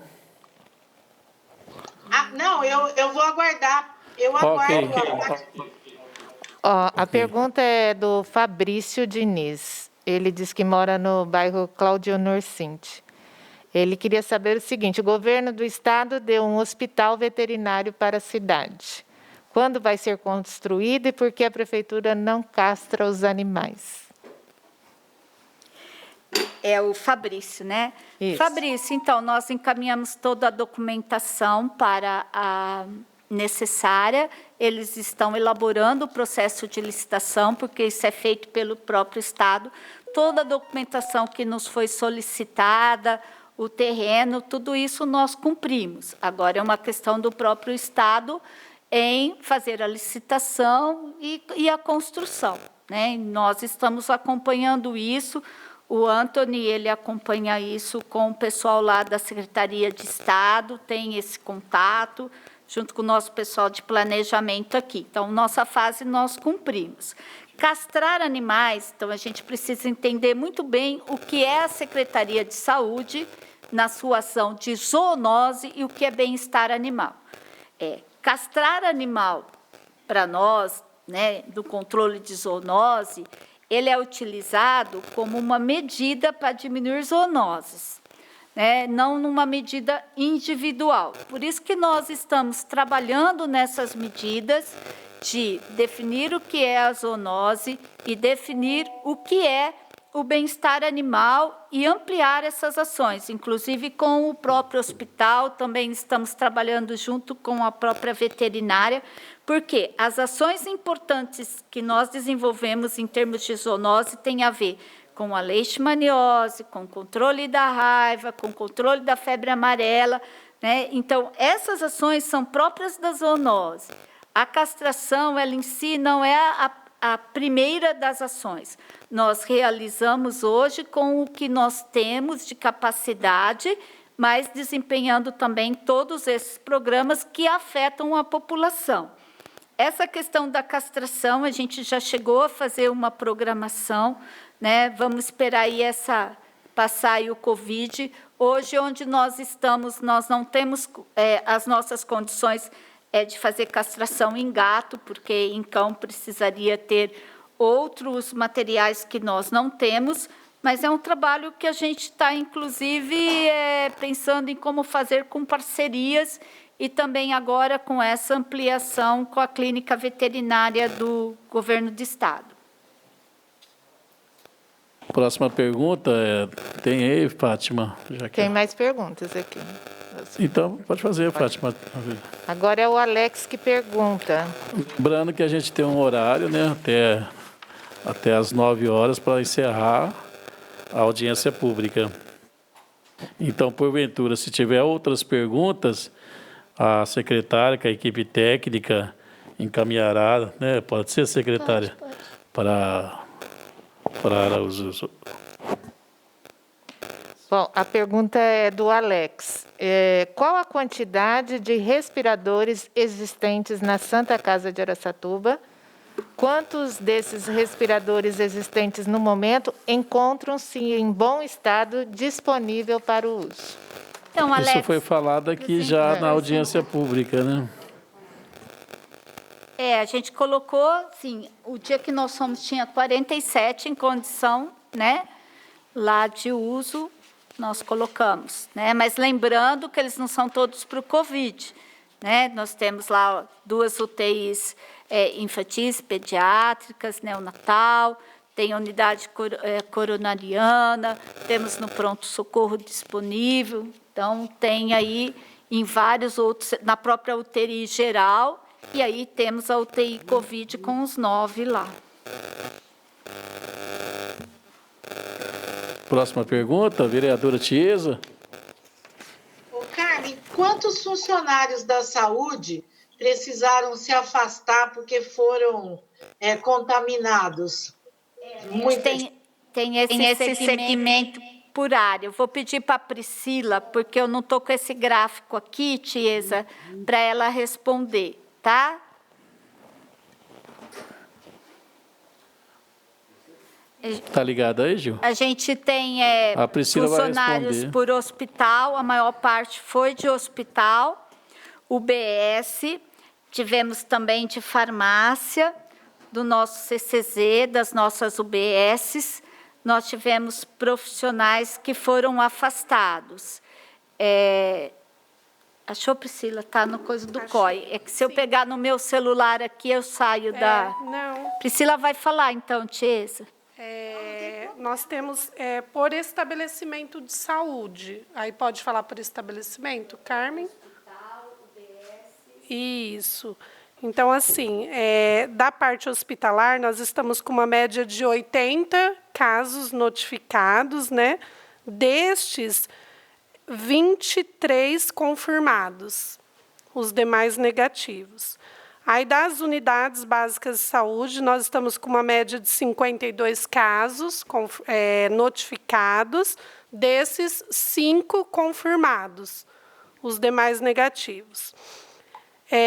Outros profissionais da urgência e emergência, nós temos uma média de 8 profissionais notificados, desses os 8 deram negativos. Clínicas privadas, consultório médicos particulares, nós temos uma média de 12 casos notificados e 4 confirmados, os demais negativos. Laboratórios, nós temos uma média de 4 casos notificados, 1 confirmado, os demais negativos. E nas especialidades, nós temos uma média de 12 casos notificados, apenas 1 confirmado, os demais negativos. Então, para a somatória, mais de 20% dos profissionais de saúde que deram... Que foram notificados. Dos 138 casos, quase 30 foram da área da saúde. Não, esses todos são da área de saúde. Da área da saúde, então. Dos 130 notificados positivos de Araçatuba, tem quase 30 que foram funcionários da saúde. Não, os 130 são funcionários hoje, né? da saúde.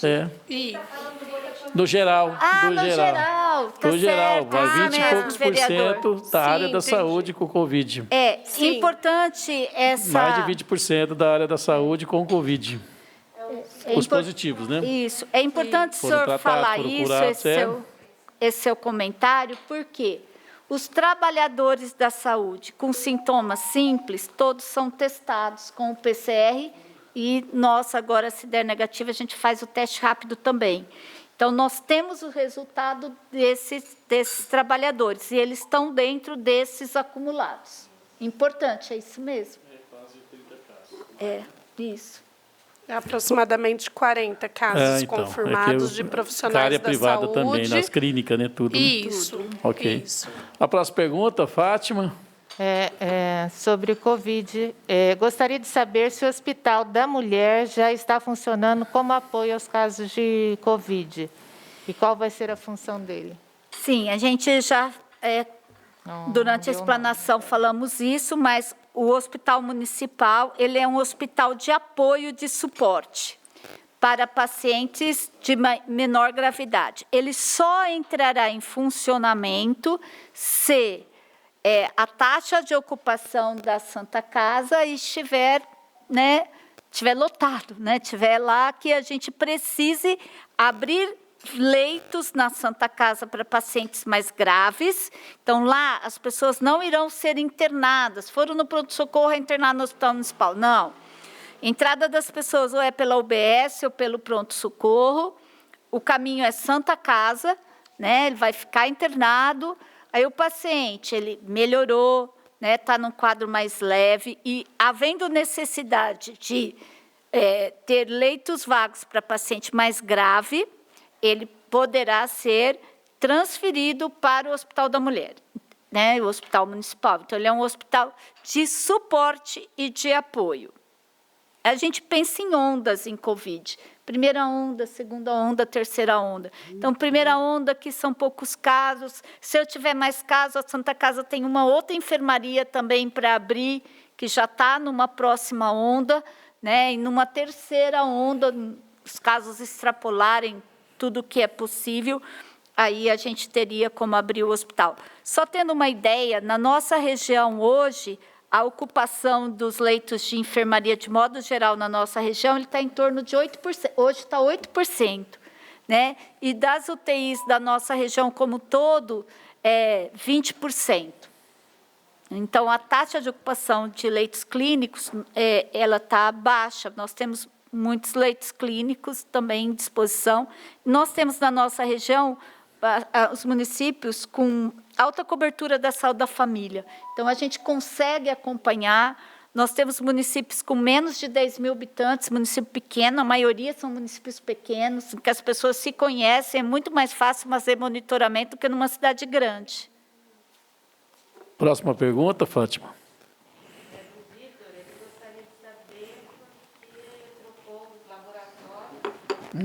Desculpe. O Vitor quer saber por que foi trocado o laboratório da cidade por outro de outra cidade. Então, é assim, nós não trocamos laboratórios, nós incluímos mais um, e voltado para a atenção básica. Ele não é de outra cidade. Qualquer OS que tivesse ganho o edital de seleção do chamamento público, ela tem, dentro do seu termo de referência, oferecer a coleta de exames em laboratório que colha na sua unidade e contratar. Como esta OS, ela já tem um laboratório, ela optou pelo seu próprio laboratório.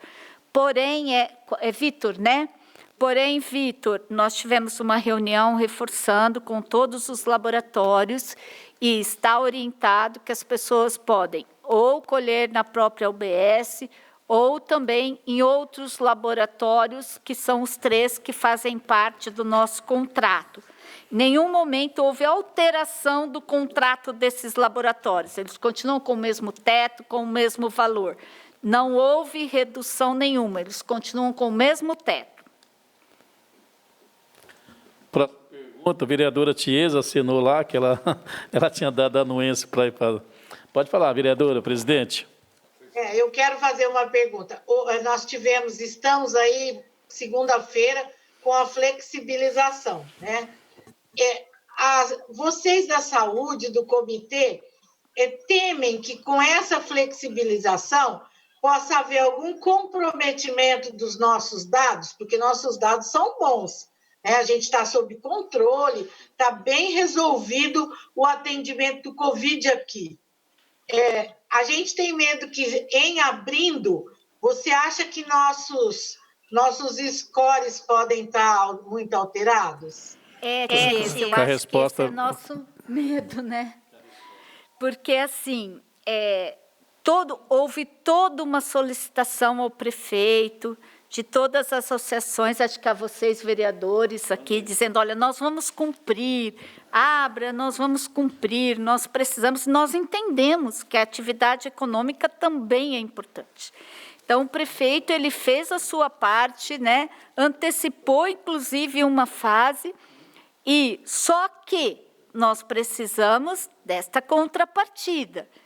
Entender que o fato de continuarmos abrindo vai depender do compromisso de cada um, né?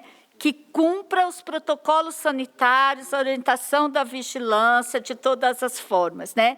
E também da população. Gente, se você vai num estabelecimento, vou lá comprar um café, a pessoa que está servindo está com a máscara no queixo e não no nariz, isso já mostra que não é um estabelecimento adequado, porque se a pessoa espirrar, conforme ela fala, vai cair em cima de tudo. Você vai num estabelecimento desse, se expor? Então, existe que risco que eu quero correr, porque também existe isso da população, e as pessoas entenderem, mas eu estou fazendo só isso, se você contaminar esse vai contaminar mais tanto, os nossos números vão aumentar. Essas pessoas estarão trabalhando contra Araçatuba, contra a retomada econômica, contra as pessoas, né, não protegendo as pessoas.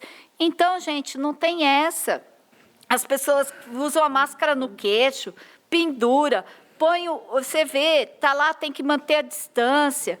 É um novo jeito, eu sei que é difícil, né? Nós não estamos acostumados com isso. Outra coisa, Tiesa, você está chamando as questões muito importantes. Nós precisamos da colaboração de cada um. Porque quando ele pensar que eu estou fazendo isso no meu estabelecimento, ele está prejudicando todos os outros. Porque se os números subirem, né, o governo do estado estará acompanhando também, porque é um risco de saúde pública. É diferente falar assim, eu sou diabética, eu vou comer açúcar, porque também se comer açúcar eu vou prejudicar a mim mesmo, né? Eu não passo para outro. Agora, a nossa questão aqui é que as pessoas transmitem, e a transmissão ela é muito simples para ela acontecer. Então, entendo que é uma questão importantíssima, precisamos do apoio de todos. Nós fizemos todo aqui da saúde, estivemos junto com o grupo do Retoma Araçatuba, que o Mazei coordena, dando todas as orientações, fazendo o possível para que isso ocorra. Estivemos já reunidos hoje de manhã, os fiscais de postura, vigilância sanitária, vigilância epidemiológica, Secretaria de Desenvolvimento, Secretaria de Saúde. Então, assim, vamos orientar os comerciantes, mas precisamos que cada um faça a sua parte. Sim, porque senão, né, secretário e presidente, quem pediu para abrir, quem está solicitando, se não cumprir, se não ter a responsabilidade, automaticamente, não se comprometendo com essa questão da saúde, está pedindo para voltar o isolamento, né? Aí está pedindo para voltar para ficar em casa. Mais alguma pergunta, Fátima? Que nós estamos faltando aqui 15 minutos para as 9h. O Christian pergunta sobre dengue. Sim. Gostaria de saber qual o procedimento que está sendo tomado a respeito dos casos de dengue. A pergunta dele é grande. Ele está dizendo que teve um remanejamento de funcionários do Centro de Zoonoses para as UBSs e se isso está atrapalhando na questão do atendimento da dengue. E também gostaria de saber se esses funcionários vão permanecer na UBS, se eles voltam para o local de origem. Bom, Cristian... Com a palavra da secretária, que dispõe dos 3 minutos. Põe o diagrama de novo, Marcos, acho que é Pode passar? Aparece o diagrama, se colocar ou não? Não, senão põe aqui. Ó. O que acontece, Cristian? A gente passou já aqui, né? Qual foi o resultado que nós tivemos? Foi excelente, os casos caíram vertiginosamente. Né? E isso é a ação que foi realizada por todo esse grupo, que iniciou com o Antony e o Bozolan. Bozolan é o diretor da vigilância, e ele é advogado de formação. O Antony, ele tem formação em logística, que é importantíssimo, porque é um trabalho de logística, de reorganização, em gestão pública, tem mais outras formações aí nesta área, em auditoria. E o que eles fizeram? Eles iniciaram esse trabalho, junto com a Atenção Básica, Cristiane e a Unesp e a SUSEM, com um piloto na região do Umuarama. E isso nós depois fomos para o Maria Tereza, e a nossa intenção era, pouco a pouco, com mais tranquilidade, indo em cada unidade.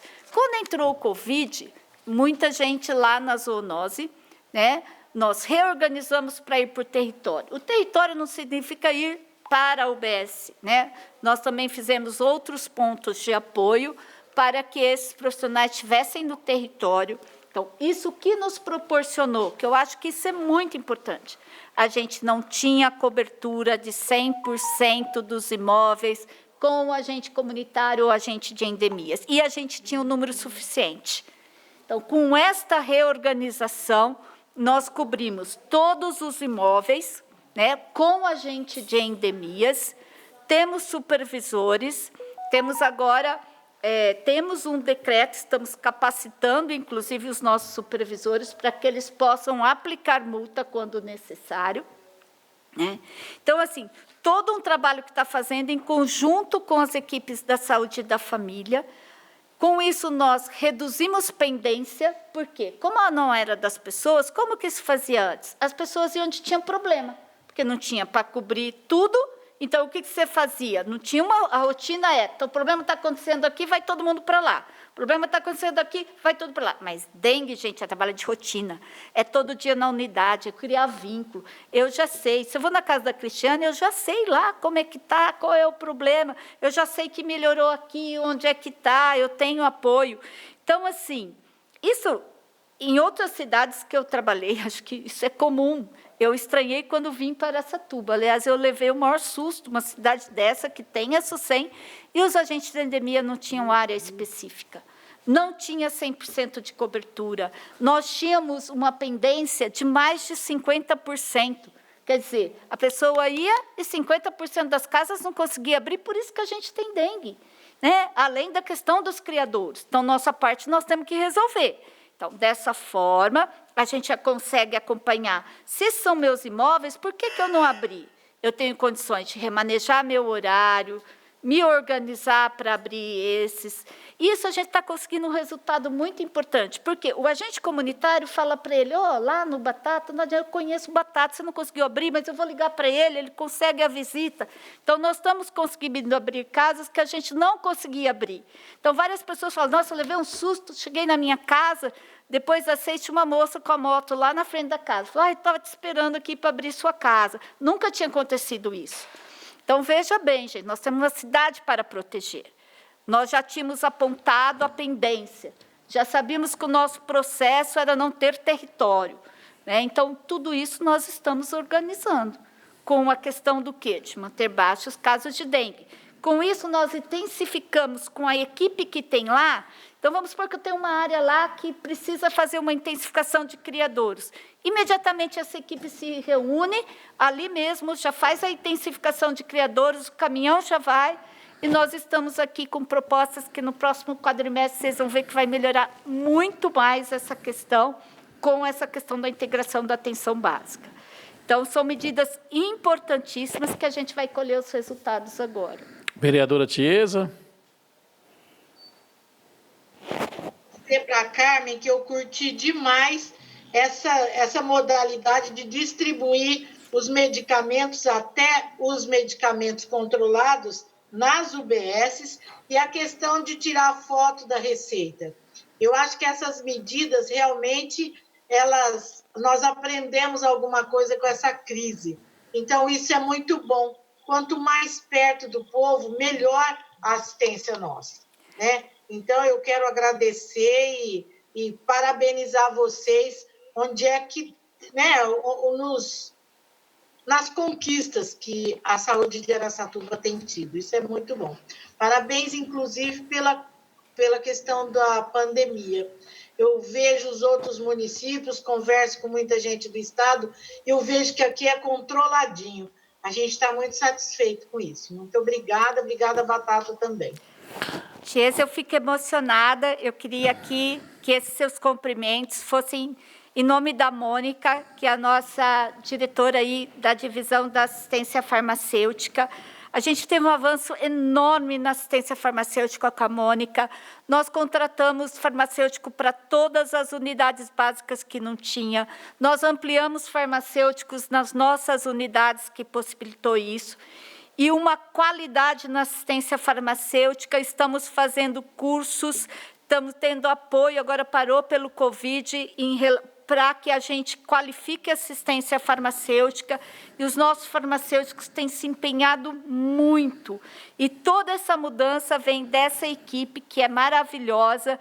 Isso veio de todos eles que entenderam, né, que não dá para ter uma farmácia centralizada para as pessoas andarem, que o cuidado tem que estar próximo. Para isso, eles já colocaram já antes as insulinas, todas as unidades, para as pessoas não virem buscar.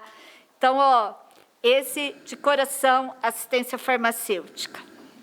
E muito obrigada, Tiesa. É um trabalho de equipe importantíssimo. E a gente só consegue fazer porque tem essa equipe maravilhosa que aguenta essa chefe aqui, que de vez em quando é complicada, né? Mas eu acho que é isso que faz a equipe se fortalecer, né? E eu me sinto muito feliz de estar nessa equipe e fazer parte desse time, né, que se avança cada vez mais. Então, parabéns para essa equipe maravilhosa, a Dilador e a Edna, né, que são aí nossos maestros. Próxima pergunta e a última, né, que estamos chegando para o final da nossa audiência pública, então eu vou falar com a Fátima fazer a próxima pergunta e última pergunta da noite da audiência pública para a secretária Carmen. A última pergunta é sobre Covid. Com a flexibilização do comércio a partir da segunda-feira, algum tipo de fiscalização no comércio junto com a Secretaria de Saúde? E há também uma pergunta sobre, existe algum canal de denúncia, já que nós estamos falando se houver aglomeração, alguém tem algum telefone que a pessoa possa denunciar? Pergunta? Eu peguei... São muitas aqui. Não, pode, então. Tá. Bom, essa preocupação, ela existiu desde o início. né? Nós temos trabalhado nisso há um tempo. Então, o prefeito solicitou que nós fizéssemos um plano regional e submeteu isso aos prefeitos. Nós fizemos da região, fizemos alguns pressupostos, né, que são importantes nesse compromisso. E então nós temos esses pressupostos que isso é importante que seja seguido. Hoje nós nos reunimos até para afinar, tudo é novo, tem um monte de perguntas, nós também temos muitas perguntas, né? Então vai ser um período aí de transição, que nós temos que pensar juntos. E, assim, existem diretrizes, cada um vai se organizar dentro das diretrizes. Uma delas é o distanciamento. Então, as pessoas têm que estar 1,5 m, 2 metros de distância. Então, se eu tenho um estabelecimento, as mesas têm que ficar nessa distância, eu vou me organizar nessa distância. Se as pessoas ficam esperando lá fora, eu também sou responsável por isso.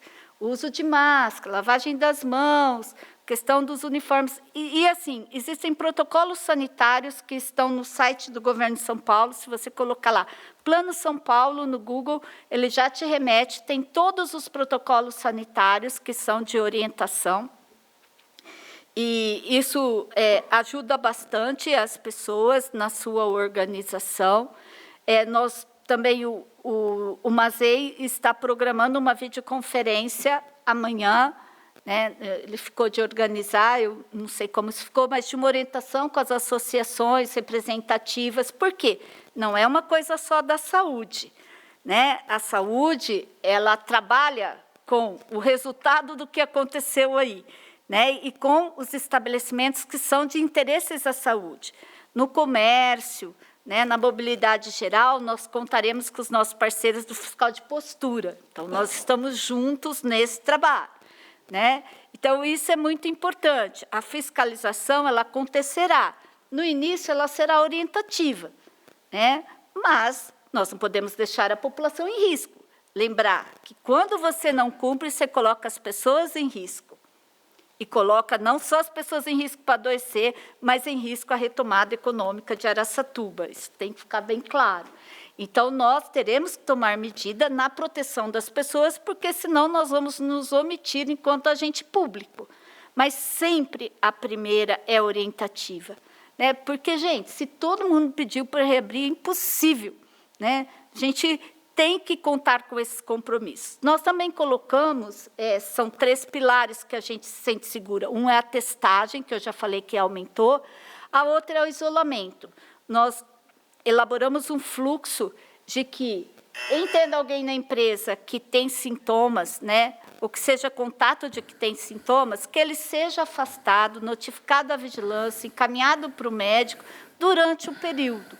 Então, isso é muito importante. Por quê? Se as pessoas que tiverem sintomas, elas ficarem em casa no período necessário, elas não estarão contaminando, né? Então, isto é muito importante. Nós vamos contar com o apoio dos comerciantes, além dos protocolos sanitários, dos empresários, nessa situação. Uma outra questão também, bem rapidinho, é que o Covid é uma doença ocupacional. Então, ele não é interesse nosso, mas SESMIT, porque eu tenho doença para trabalhador. Então, os serviços de medicina do trabalho, eles também podem entrar, o técnico de segurança de trabalho das empresas, locais maiores, importantíssimo nesse momento, porque é ele quem vai organizar, o engenheiro do trabalho, alguém tem uma firma que contrata do coisa do trabalho, ele que vai propiciar, saber qual a distância, como vamos funcionar. Importante também as CIPAs, né? Porque é a questão do trabalhador. Então, não é uma questão só da saúde. Acaba a saúde porque a gente acaba trabalhando com o problema do que acontece quando as medidas não são implantadas, mas é uma medida geral. Então, tem os protocolos, já tem as medidas, vamos estar indo aos estabelecimentos, não estamos em todos, né? Assim como a polícia, ela não para todos os carros, né? É feita uma amostragem. Nós iremos com sentido. E pense assim, eles estão prejudicando. Não, nós estamos protegendo a população e protegendo a economia de Araçatuba. Então, isto é um papel importantíssimo de quem faz a fiscalização. Mas contamos aí com o apoio de todos. Bom, chegamos ao final. Quero agradecer aqui a todos os participantes, a presidente da casa, vereadora Tiesa, pela sua participação. Aqui a Fátima, tem outras perguntas, né, Fátima? Você vai... Como foi combinado, né, eu vou passar o relatório todinho, né, e a secretaria ficou de responder. Aos nossos participantes aí também da população. Então, não havendo mais tempo, encerramos essa audiência, agradecemos a participação de todos, participação também das técnicas aqui, da Corporação Técnica da Saúde, a Priscila, a Cristiane, né? E a Paula. A Cristiane, e o Marco, é o meu né, que está sempre lá nos passando algumas informações sobre as emendas.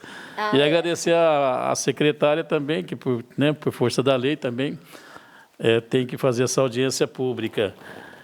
E haverá a próxima audiência pública em setembro, né, Gil? Setembro, conforme estabelece a Lei Complementar Federal, número 141 de 2012. De 2012, isso mesmo. Então, quero deixar uma boa noite a todos e relembrar aqui, né, secretária, que a partir de segunda-feira haverá essa flexibilização na cidade aí e pedir a todos, né, que cada um tenha a sua responsabilidade com a questão da saúde, com a saúde do próximo e com a própria saúde. Senão haverá novamente, né, providências a ser tomadas pela Prefeitura Municipal, pelo Poder Executivo. Então, muito boa noite a todos e que nos encontremos aqui em setembro, então, na próxima audiência pública da saúde.